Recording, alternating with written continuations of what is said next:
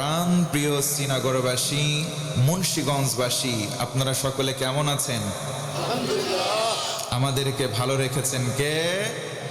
আমার বন্ধু, মনোযোগ বাড়াতে হবে। তাফসীর ফি জিলালিল কোরআন, আল্লামা সাইয়্যিদ কুতুব শহীদ রহমাতুল্লাহি আলাইহি বলেন, ফি জিলালিল কোরআন হিয়া নি'মাল্লাহ। কোরআনের একটা সাসি, কোরআনের একটা শ্যাডো আছে। কেউ যদি বলে আমি কোরআন পড়ব, কোরআন বুঝবো, কোরআন দিয়ে আমার জীবন গঠন করব, আল্লাহ রাব্বুল আলামিন খুশি হবেন। 3টা পুরস্কার নগদে নগদে বান্দা বান্দির আমল নামাই দিয়ে দিবে। একটু আওয়াজ করে বলুন সুবহানাল্লাহ। নাম্বার 1, 1 নম্বর পুরস্কার হলো তারফাউল উমার। পৃথিবীতে যত সম্মান ও মুসলমান, আমার আল্লাহ রব্বুল আলামিন সম্মান দান করবেন। একটু আওয়াজ করে বলেন তো, সম্মান দেওয়ার মালিক কে? আল্লাহ রব্বুল আলামিন বলেন, ওয়া তুইজ্জু মান তাশাউ ওয়া তুযিল্লু মান তাশাউ বিয়াদিকাল খায়র।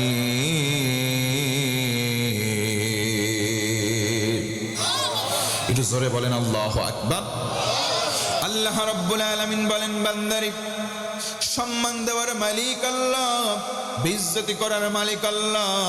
তবে কল্যাণকর যত সম্মান রয়েছে সেটা কেবলমাত্র একজন দেন, তিনি কে? কোরআন মানলে 3টা পুরস্কার। 1 নম্বর সম্মান বেড়ে যায়। 2 নম্বর তাবারাকাহুল হায়াত। জীবনে যত বরকত, এই বরকত প্রয়োজন শূন্যতে যত আছে, কোরআন মানলে যিনি বরকত দান করে দেন, আওয়াজ করে বলুন তিনি কে? 3 নম্বর হলো তাজকিয়াহুল হায়াত। জীবনে গোনা নাই।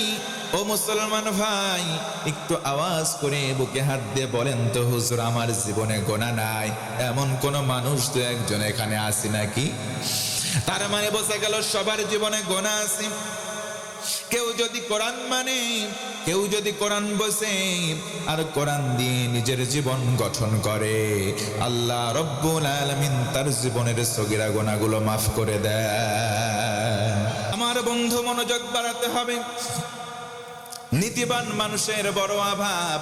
সমাজে বড় বড় কথা বলে, মুখের মধ্যে শুধু বড় বড় নীতিবাক্য ফুটায়, নিজে নিজে নীতিবাক্য ফুটায়। মানুষের কোনো কথা নাই, নিজে বলে জাহাত, নিজের মধ্যে কোনো আমল নাই, শুধুমাত্র আমল করানোর জন্য মানুষকে তাকিদ দেয়। জোরে বলুন, এমন মানুষ আছে না নাই? নিজের লেবাসের মধ্যে কোনো ঠিক নাই, অন্যের লেবাসের ভুল ধরে। নিজের মধ্যে নামাজ নাই, অন্যকে নামাজের তাকিদ দেয়। নিজের মধ্যে দুশ্চরিত্রতা আছে, অন্যের চরিত্রের তাকিদ দেয়। এমন মানুষ আছে না নাই? নিজে দুর্নীতিগ্রস্ত, অন্যকে দুর্নীতির ব্যাপারে সাফাই গায়। ও মুসলমান, সমাজের মধ্যে নীতি কথা থাকলেও নীতিবান মানুষের বড্ড অভাব হয়ে গেছে।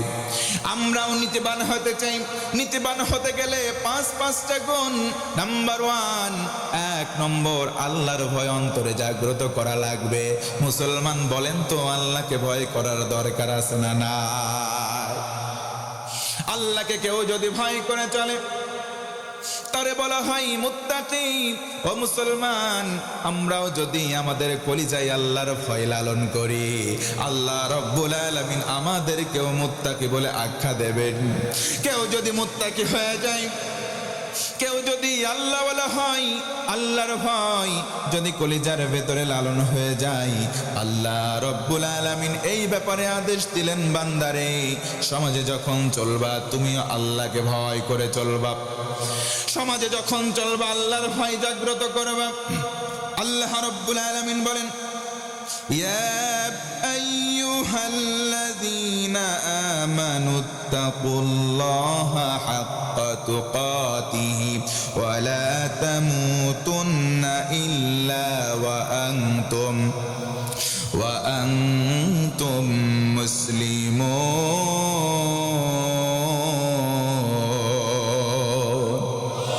জোরে বলেন না আল্লাহু আকবার।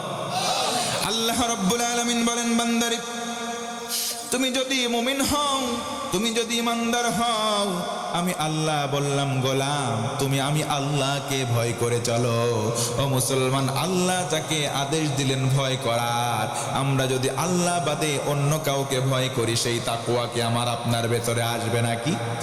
তার মানে বোঝা গেল কোনো মানুষকে নয়, কোনো দলকে নয়, কোনো সংগঠনকে নয়, বরং তাকওয়াবান যদি হতে হয় একমাত্র ভয় করব কাকে? আল্লাহ রাব্বুল আলামিন বলেন বান্দারে, ইন্না আকরামাকুম ইনদাল্লাহি আতকাকুম। বান্দারে, কলিজার ভেতরে যদি আল্লাহর ভয় পয়দা হয়ে যায়, নিশ্চয়ই তোমার সম্মান ফিদ দুনিয়া ওয়াল আখিরা আমি আল্লাহ বাড়ায়া দেই। সুবহানাল্লাহ। তার মানে বোঝা গেল ভাইরা আমার, তাকওয়াবান হওয়ার বিকল্প কোনো পন্থা নাই। কেউ যদি মুত্তাকি হয়, কেউ যদি আল্লাহর ভীরুতা অর্জন করে, আল্লাহ বলেন গোলাম তোর জন্য কি ফ্যাসিলিটি আছে? আল্লাহ রাব্বুল আলামিন বলেন ওয়া'লামু আন্নাল্লাহা মা'আল মুত্তাকিন।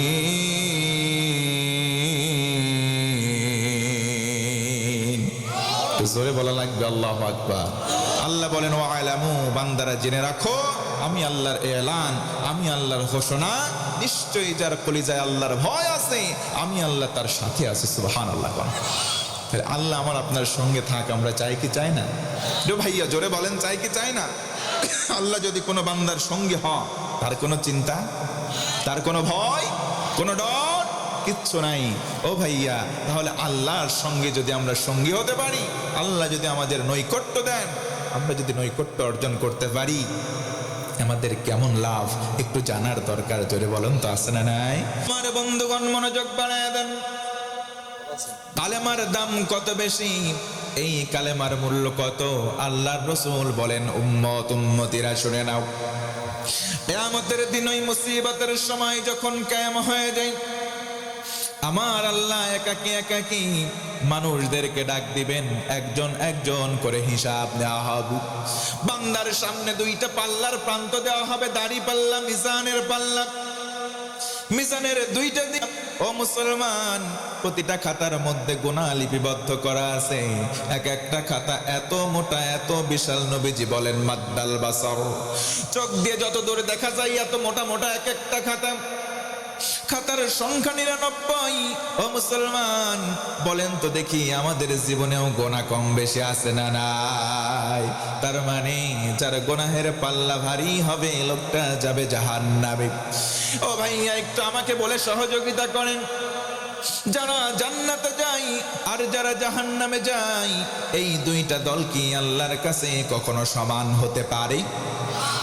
লা ইয়াস্তাবি আসহাবুন নারি ওয়া আসহাবুল জান্নাহ, আসহাবুল জান্নাতি হুমুল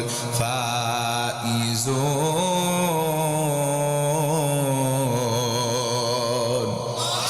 আল্লাহ রাব্বুল আলামিন বলেন, ও গোলাম, জান্নাতি আর জাহান্নামী দুই দল সমান নয়। জান্নাতি হবে যারা, চূড়ান্ত সফল হবে তারা। চিৎকার করে বলি সুবহানাল্লাহ।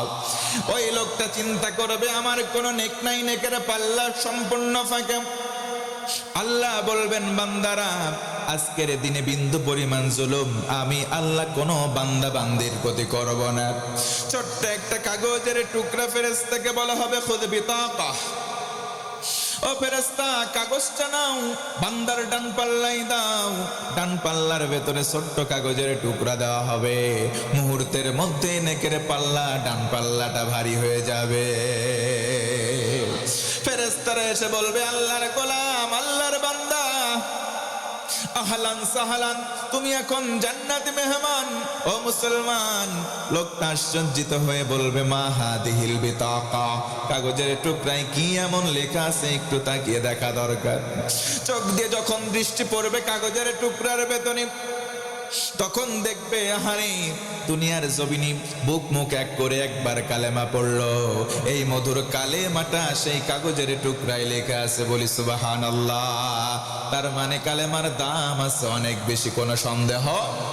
আমার মুসলমান বন্ধুগণ, নীতিগত সিদ্ধান্ত নেন, নীতিবান মানুষ হওয়ার জন্য নাম্বার 1 এক নম্বর আমল হলো, 1 নম্বর গুণ হলো মুত্তাকি হওয়া। আমরা সবাই আল্লাহর ভয় নিজেদের অন্তরে লালন করতে চাই কি চাই না? 1 নম্বর নীতিবান মানুষ হওয়ার গুণাবলীর মধ্যে 1 নম্বর হলো তাকওয়া। কেউ যদি মুত্তাকি হয়, কেমন করে জীবনটা আল্লাহর কাছে গ্রহণযোগ্যতা পায়? আল্লাহর নবীর জামানার একটা ঘটনা বলি। আল্লাহর নবী সাল্লাল্লাহু আলাইহি ওয়াসাল্লাম কোরআনটা যখন নাযিল হয়ে গেল, তিনি দাওয়াত শুরু করে দিলেন। নবীজি কোরআনের দাওয়াত দেন। ও মুসলমান, কেউ কেউ নবীর হাতে হাত দিয়ে কোরআনের দাওয়াত, কালেমার দাওয়াত গ্রহণ করে মুসলমান হন। আবার কেউ কেউ নবীজিকে পাগল পাগল আখ্যা দিয়ে নবীজিকে দূর দূর করে তাড়িয়ে দেন। নবীজি আমার নামাজের মধ্যে, নামাজরত সিজদার মধ্যে আছেন, উটের পচা নাড়ি ভুড়ি কাফেররা নিয়ে আসে, নবীজির মাথা মোবারকের উপরে চাপিয়ে দেন। আল্লাহর নবীর মন খারাপ হয়ে গেল, তিনি নিবৃত এক জায়গায় বসে আছেন মনটা খারাপ করে। আল্লাহ রাব্বুল আলামিনের বরদাস্ত হন নাই। আমার আল্লাহ সান্ত্বনা দেন, তাহা মা আনজালনা আলাইকাল কুরআনা লিতাশকা। রাসূল, আপনি মন খারাপ করবেন না, বিচলিত হবেন না, কারণ কোরআন নাযিল করেছি আপনার ভাগ্যকে নষ্ট করবার জন্য নয়। কোরআন নাযিল করলাম ও নবীজি আপনার সম্মান ফিদ দুনিয়া ওয়াল আখিরা গগনচুম্বী বানায় দেব। পড়েন না সুবহানাল্লাহ। তার মানে ওই কোরআন যদি নবীর কাছে আসে, নবীর মান শান যদি উঁচু হয়, আমরাও কোরআন মানলে আমাদের সম্মান বাড়াবেন কে? আলহামদুলিল্লাহিল্লাযী আনজালা আলা আবদিহিল কিতাব ওয়া লাম ইয়াজআল লাহু ইওয়াজা। সমস্ত প্রশংসাটুকু একমাত্র রব আল্লাহর জন্য। আমরা যদি বলি কেন প্রশংসা আল্লাহ, আল্লাহ বলেন বান্দা প্রশংসা এই কারণে করবা, কারণ একটা আড়ষ্টতা মুক্ত কিতাব আমার বান্দা মুহাম্মদ সাল্লাল্লাহু আলাইহি ওয়াসাল্লামের প্রতি আমি আল্লাহ নাজিল করেছি। বলেন সুবহানাল্লাহ। নবীজি আমার কোরআনের দাওয়াত দেন। কেউ কেউ ইসলাম কবুল করেন, কেউ কেউ করে না। ও আমার ভাইরা, নবীজি কি দাওয়াত দেওয়া বন্ধ করে গুটিয়ে পড়েছিল নাকি? আমার নবীজি দাওয়াতি কাজ বন্ধ করেন নাই। নবীজি দাওয়াতের প্রচার করেন, প্রসার করেন। এমত অবস্থায় কাফেররা সিদ্ধান্ত নিল, হায় আমাদের এলাকায় মুহাম্মাদের দাওয়াতি কার্যক্রম বন্ধ করা লাগবে। সিদ্ধান্ত নিল, নীতিগত সিদ্ধান্ত, মোড়ে মোড়ে লোক সেট করে দাও। দূর দেশ থেকে কাবা তাওয়াফে আসে, তাদের কাছে কাছে যাও, বলো আমাদের এলাকায় একটা পাগল আছে, নাম তার মুহাম্মদ, তার কাছে তোমরা যাবে না কি তেলাওয়াত করে সেটাও তোমরা শুনবা না। লোকজন যখন কথাগুলো শুনলো, সিদ্ধান্ত নিল, হায় হায় পাগল যদি থাকবে বলার কি আছে? পাগল থাকলে বলার কিছু নাই, কিন্তু যেহেতু বলেছে পাগল আছে, পাগল না দেখে আমরা দেশে ফিরে যাব না। বলেন সুবহানাল্লাহ। নবীজি আমার দ্বিপ্রহরের উত্তপ্ত বালিকাময় প্রস্তর খণ্ডে বসে বসে কোরআন তেলাওয়াত করেন। আল্লাহু আকবার বলেন। নবীজি আমার কোরআন পড়েন। দূর থেকে তারা দেখে সিদ্ধান্ত নিল, কর্ণটা আমাদের আঙ্গুল দ্বারা বন্ধ করে পাগলের কাছে যাব, পাগলকে দেখে আমরা চলে আসব, তার গুনগুন কোনো গান আমরা শুনবো না। দূর থেকে তারা দেখে ওই যে নবী মুহাম্মদ সাল্লাল্লাহু, নবীজি আমার বসে আছেন, কোরআন তেলাওয়াত করেন। তারিখুল ইসলাম সাক্ষ্য দেয়, জায়গায় দাঁড়িয়ে তারা একে অপরকে বলতে বাধ্য হয়, ওই যে দেখো সূর্য, ওই যে দেখো নবী মুহাম্মাদের চেহারা। জায়গায় তারা বলতে বাধ্য হয়, জায়গায় তারা দাঁড়িয়ে বলতে বাধ্য হয়। নবীজির চেহারা মোবারকের কাছে দ্বিপ্রহরের সূর্যের আলো অম্লান হয়ে যায়। আল্লাহু আকবার বলেন।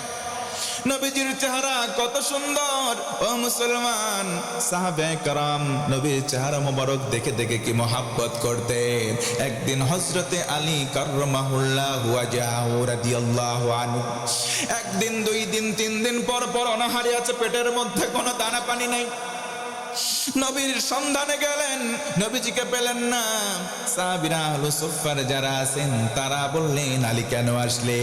হযরতে আলী ডেকে বলেন, তিন দিন হয়ে গেল পেটে আমার কোনো দানা পানি খাবার পড়ে নাই। সাহাবীরা বলেন, বাবা আলী, ও আলী তাড়াতাড়ি বাড়ি চলে যাও, নবীজি কোনো খাবার দিতে পারবেন না। কেন তুমি এসেছো বলো? আমি তো 3 দিন খাবার খাই নাই, নবীজিকে দেখতে আসলাম। তারা বলে, আলী তাড়াতাড়ি বাড়িতে চলে যাও, কারণ তুমি 3 দিন খাও নাই, আর নবীজি কমপক্ষে 6 থেকে 7 দিন তথা 1 সপ্তাহ প্রায় কিছু খেতে পারে নাই। আজকে প্রত্যুষে সকালবেলা ফজরের পর পাথর পেটে বেঁধে কোথায় যেন চলে গেছে। ও আলী, তাড়াতাড়ি তুমি তোমার বাড়িতে চলে যাও, নবীজি খাবার দিতে পারবেন না। হযরতে আলী বললেন, ভাইরা, আমি তো নবীর কাছে খাবার চাইতে আসি নাই, নবীজির চেহারা দেখতে এসেছি।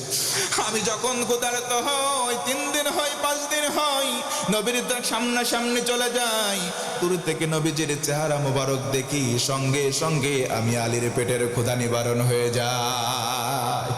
নবীর চেহারা মোবারক কত সুন্দর ছিল ও মুসলমান।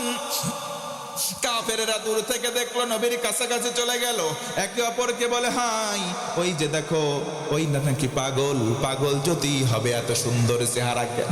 সুবহানাল্লাহ। কোন আমরা জানি পাগলের মাথায় থাকবে চুলের মধ্যে জট, পরনে থাকবে সালান হয় চট, এত সুন্দর সুশ্রী পাগল আমাদের জিন্দেগিতে আমরাও দেখি নাই, বাপ দেখে নাই, দাদাও দেখে নাই এত সুন্দর পাগল। চলো তো পাগলের কাছে যাই, গুনগুন করে পাগল কি গান গায়ে, গানটা শুনে আসা দরকার। ও মুসলমান বন্ধুগণ, বলেন তো, জানতে চাই, নবীজি আমার যার গান গাই, গানগুলো কার? আওয়াজ দিয়ে বলেন কার? তারা তাদের নিজের অজান্তে চলে গেল। নবীর কাছাকাছি যখন গেল, কান থেকে আঙ্গুলগুলো সরাই, নবীর জান্নাতে জবান থেকে জান্নাতে কোরআনের তেলাওয়াত তাদের কর্ণকুহরে প্রবেশ করে, কান দিয়ে প্রবেশ করে, কানের মধ্যে থাকে নাই, কলিজায় আঘাত করে দেয়। জায়গায় দাঁড়িয়ে কোরআন তেলাওয়াত শেষে বলতে বাধ্য হয়, মুহাম্মদ, ধর্মের বুকে লাথি দিলাম, কালেমা পড়ে মুসলমান হতে চাই। সুবহানাল্লাহ। নবীজি আমার দাওয়াত দেন, কাফেররা যত বাধা দেয়, নবীর দাওয়াতি কার্যক্রমের প্ল্যাটফর্ম তত স্ট্রং হয়, তত মজবুত হয়। সুবহানাল্লাহ। অন্যান্য নবী আলাইহিস সালাতু ওয়াস সালাম, আরে নূহ নবী যখন দাওয়াত দিয়েছেন, তখন আল্লাহকে বলেন, আল্লাহ দাআউতু লাইলাম ওয়া নাহারা, আল্লাহ দিনেও রাত দিছি, রাতেও দাওয়াত দিছি, দিনেও দাওয়াত দিছি, আমার উম্মতেরা কিচ্ছু শোনে নাই, দাওয়াত কবুল করে নাই, ফেরার একা একা সব পলাইছে। নবীজি আমার দাওয়াত দিয়েছেন, অনুরূপ অবস্থা, কেউ মানে কেউ মানে না। ও ভাইয়া, আমার কথা কি বুঝতে অসুবিধা হচ্ছে? তাহলে আল্লাহর ভয় 1 নম্বর, নীতিবান মানুষ হতে গেলে 1 নম্বর আমল হচ্ছে আল্লাহর ভয় আমাদের কলিজায় রাখার দরকার। তাহলে 1 নম্বর ভয় যদি কলিজায় রাখি, আমাদের উপকার কেমন হয় এই মিসাল দিচ্ছি, কষ্ট পাচ্ছেন? আমার বন্ধুগণ, নবীজি আমার দাওয়াতি কার্যক্রম বন্ধ করেন নাই। এমন একদিন হযরতে আবু বকর আল্লাহর নবীর হাতে হাত দিয়ে কালেমা পড়ে মুসলমান হয়ে গেলেন। তৎকালীন সময় তিনি ছিলেন টপ ক্লাস একজন বিজনেসম্যান, ব্যবসায়ী। সমুদয় সম্পদ এক করলেন, আল্লাহর নবীর দরবারে চলে আসলেন, ডেকে বললেন, ইয়া রাসূলুল্লাহ ওয়া ইয়া হাবিবাল্লাহ, আমার সকল সম্পদ আমি আপনার কদমে দান করে দিলাম। সুবহানাল্লাহ। ইসলামের জন্য কিছু যদি কেউ দান করে দেয়, তার সম্পদ কি কমে যায়? ও ভাইয়া, কমে যায়? ইসলামের জন্য বরং দান করলে তার সম্পদের ভিতরে বরকত আল্লাহ পাক বাড়িয়ে দেন। সুবহানাল্লাহ। বেশি বেশি দান করবেন, দানের হাত সম্প্রসারিত করবেন, উন্মুক্ত করবেন, দেখবেন আল্লাহ তাআলা আপনার সম্পদের বারাকা বাড়িয়ে দিয়েছেন। আপনি দেখতে পাবেন না, বাহ্যিক দৃষ্টিতে হয়তো দেখতে পাবেন না, কিন্তু একটা সময় এসে দেখবেন আপনার সম্পদের বরকত ঠিকই বাড়ছে। বিশ্বাস রাখুন, ইয়াকিন রাখুন, ইনশাআল্লাহ বলেন। হযরত আবু বকর সব সম্পদ দান করলেন, টপ ক্লাস একজন বিজনেসম্যান। Can you imagine? চিন্তা করেছেন? নিজের সর্বস্ব তিনি আল্লাহর জন্য, রাসূলের কদম ইসলামের জন্য নিবেদন করে দিলেন। আরেকবার বলেন সুবহানাল্লাহ। এবার সিদ্ধান্ত নিলেন কি করা যায়। দিন এনে দিন খাবো, আমার কোনো সম্পদ নাই। সকালবেলা প্রত্যুষে চলে যান কাজের সন্ধানে, সারা দিন তিনি কর্মব্যস্ত সময় পার করেন। গোধূলি লগ্নে আবার ফিরে চলে আসেন। যা কিছু কামাই করেন এটা নিয়ে সন্তুষ্ট চিত্তে আল্লাহর শুকরিয়া আদায় করেন, সংসারের সদস্যদেরকে নিয়ে সুন্দরভাবে দিনপাত করেন, বলি সুবহানাল্লাহ। আর আজকে আমাদের সমাজে কাজ আমরা অনেকে করতে চাই না। হযরত আবু বকর নিরহংকার, সকালবেলা চলে যান, আবার গধূলি লগ্নে সারাদিন পাইট দেন, জোন দেন, দিন মজুর হয়ে গেলেন। আর আমাদের মধ্যে অনেকে মাস্টার্স ক্লাস ছাত্র আছে, আহা দুঃখ লাগে, বাপের হোটেলে বসে বসে খায়, কিচ্ছু করে না। আছে না নাই? জোরে বলেন, আছে না নাই? ওদেরকে আবার যদি বাবা ধমক দিয়ে বলে, এই তুই কিছু করতে পারিস না, একটু চেষ্টা কর, অন্তত নিজে উদ্যোক্তা হ। হাতের মধ্যে একটা ফোন কিনে দিয়েছে, বাড়ির মধ্যে ওয়াইফাই লাগাই দিয়েছে, ওয়াইফাই আর ওই ফোনের সংযোগ তিনি সারাদিন বসে পাবজি আর ফ্রি ফায়ারে ব্যস্ত কাটে। কথা বলেন ঠিক কিনা? আমি যদি বলি ভাই আপনি কেন ওয়াইফাই লাগালেন, আপনি আমাকে উত্তর দেন, হুজুর আনলিমিটেড ইন্টারনেট। নো, নেভার, এটা সম্ভব নয়। ওটা আনলিমিটেড ইন্টারনেট নয়, বরং আনলিমিটেড গুনাহের বাক্স। কথা বলেন ঠিক কিনা? দেখবেন এই অপকর্ম, আপনার ছেলের হাতে মেয়ের হাতে একটা অ্যান্ড্রয়েড ফোন তুলে দিয়েছেন, খলুসিয়াত নাই, অ্যান্ড্রয়েড ফোন নয়, ওটা গোটা বিশ্বটাকে আপনি আপনার সন্তানের হাতে তুলে দিয়েছেন, কোনো সন্দেহ নাই। তবে বলবো যুবক ভাই, যুবতী বোন, প্রতিটা জিনিসের দুইটা রূপ থাকে, দুইটা দিক থাকে, একটা ভালো আর একটা মন্দ। তুমি ভালোটা গ্রহণ করো, সাকসেস হবা, তুমি মন্দটা ছেড়ে দাও। আমরা যারা উপস্থিত আছি হিম্মত নিয়ে বলি ইনশাআল্লাহ। যদি বাবা একটু রাগ করে বলে তুই কিছু করতে পারিস না, সাক্ষী দিয়ে বলে, এই বাবা তুমি বেশি বোঝো, বেশি ভগর ভগর কইরো না। বাবার মুখের উপরে কথা বলা দু একটা সন্তান আছে না নাই?